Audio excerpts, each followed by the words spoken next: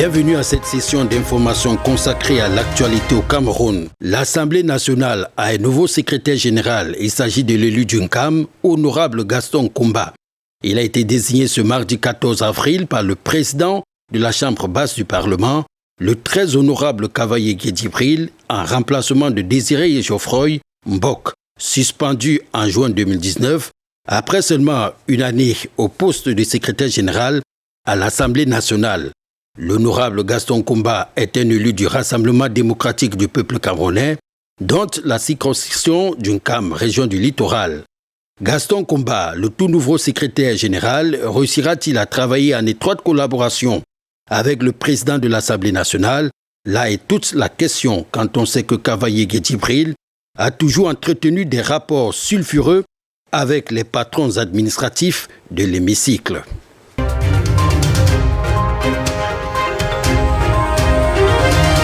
L'Union européenne soutient la lutte contre la pandémie du coronavirus au Cameroun. Une subvention de 11 millions d'euros, soit près de 7 milliards de francs CFA, a été débloquée en faveur du Cameroun. Pour l'Union européenne, il est question de contribuer à renforcer les systèmes de soins de santé dans les pays partenaires, parmi lesquels le Cameroun, afin qu'ils soient en mesure de traiter les personnes touchées et de contenir la propagation du virus. En dehors de l'Union européenne, le Cameroun atteint également un soutien financier de partenaires multilatéraux comme la Banque mondiale qui a annoncé une aide rapide aux États membres, dont le Cameroun.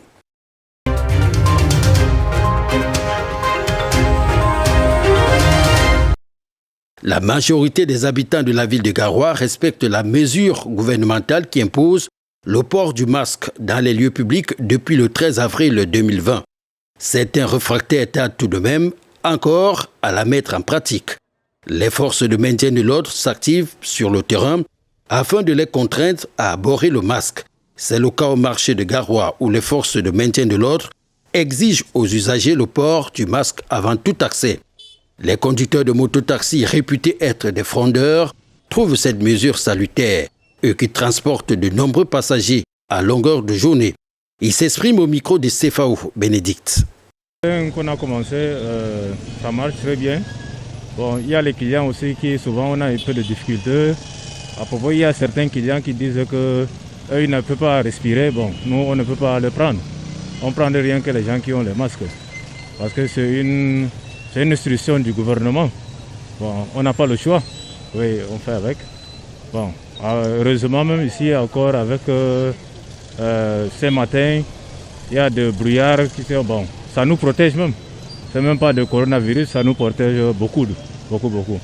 Même les clients, il faut payer. Parce que quand tu n'as pas le casque là, pour entrer au marché là, c'est difficile encore.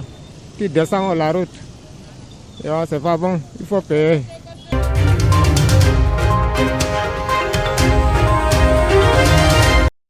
Lutte contre la Covid-19 dans la ville de Bertoua. Le port du masque en tout lieu public est effectif depuis le lundi 13 avril en application de l'une des 13 mesures additionnelles du gouvernement afin de rendre plus efficaces les mesures barrières contre la propagation du Covid-19.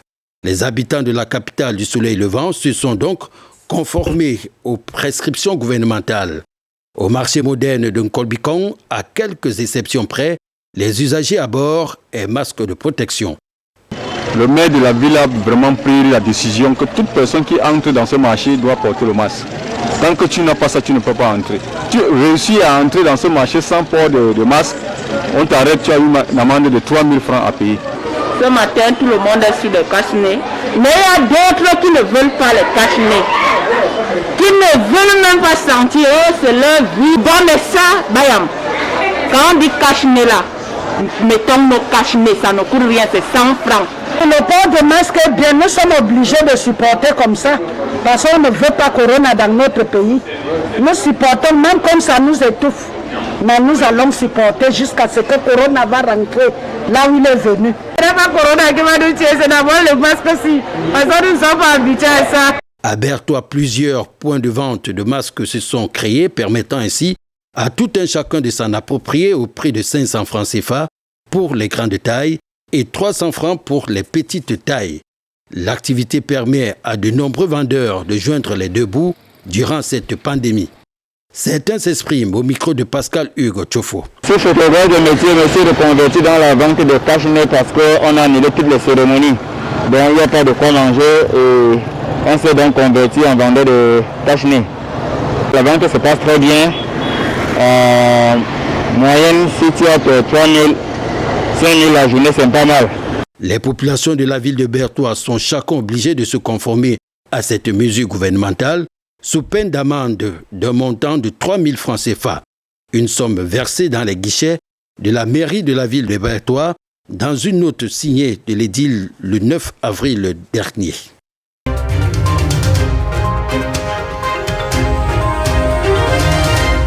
Doumé, dans la région de l'Est Cameroun, aucun cas de Covid-19 confirmé.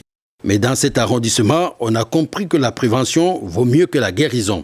Une grande campagne de sensibilisation a été organisée à cet effet par les autorités municipales et administratives de Doumé sur les gestes d'hygiène à respecter et à adopter. Le message que nous passons aux populations, c'est de respecter les mesures barrières qui ont été édictées, de respecter les mesures de distanciation sociale, de respecter les règles d'hygiène pour justement barrer la voie au Covid-19.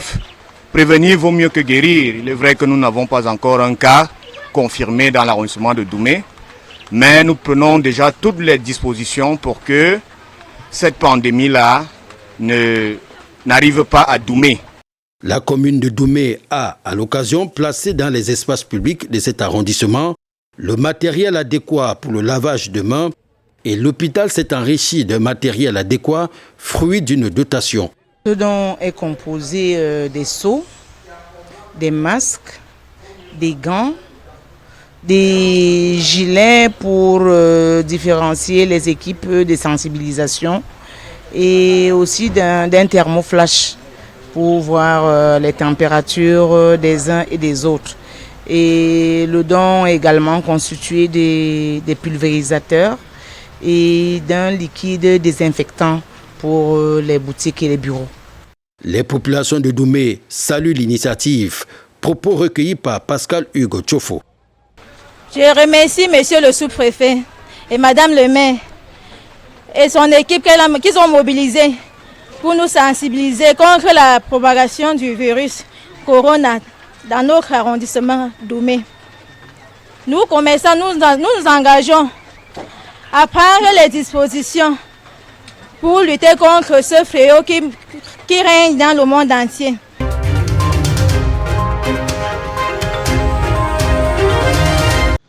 À Fumban, les autorités administratives prennent à bras le corps la lutte contre la Covid-19 en appelant les populations au civisme et surtout à la discipline. À la salle des actes de la préfecture de la ville de Fumban, le préfet procède à la remise des thermoflash aux chefs des districts de santé de Fumban, Fumbot et Malantouen, etc. Objectif, barrer systématiquement la vie à la propagation du Covid-19 dans le département du Noun. Un objectif auquel adhèrent les populations de la Cité des Arts. Nul ne peut être heureux seul. Voilà pourquoi ces fils et filles du Noun se sont mis ensemble pour dire aujourd'hui, si c'est l'Italie, si c'est l'Allemagne, si c'est les États-Unis, tout le monde, n'est-ce pas, voit ce qui se passe. Il ne faudrait pas que cela arrive dans le département du Noun. Parce que ceux qui sont à l'extérieur ont un souci majeur pour ceux qui sont restés.